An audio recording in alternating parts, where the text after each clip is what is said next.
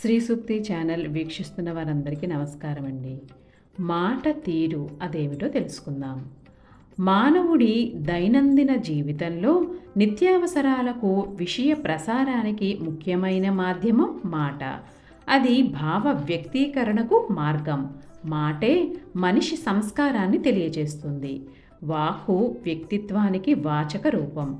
కొంతమంది ఆలోచించి మాట్లాడితే కొంతమంది మాట్లాడిన తర్వాత ఆలోచిస్తారు. దాన్ని సరిచేసుకునేందుకు నానా పాట్లు పడతారు. కాలు జారితే తీసుకోవచ్చు, నోరు జారితే తీసుకోలేం.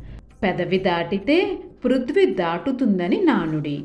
అది అక్కడితో ఆగక చిలవల పలవై వ్యాప్తి చెందుతుంది. అందుకే ఎవరితో ఎవరి గురించి ఏది ఎందుకు ఎలా ఏ పరిస్థితుల్లో మాట్లాడుతున్నావు, అసలు మాట్లాడవలసిన అవసరం ఉందా అని ఆలోచించుకొని మాట్లాడాలంటారు. మాటల్లో ఆత్మవిశ్వాసం, ఆత్మీయత, నమ్మకం ఉట్టిపడాలి. విషయం సూటిగా, స్పష్టంగా, సందేహరహితంగా ఉండాలి. లేకపోతే అపార్థాలకు దారితీసి సంబంధాలు దెబ్బతింటాయి. చెప్పదలుచుకున్న విషయాన్ని కఠినంగా కాకుండా మృదువుగా చెప్పాలి. వ్యవహారాల్లో అన్నదమ్ములైనా ఖచ్చితంగా నిర్మోహమాటంగా మాట్లాడాలి.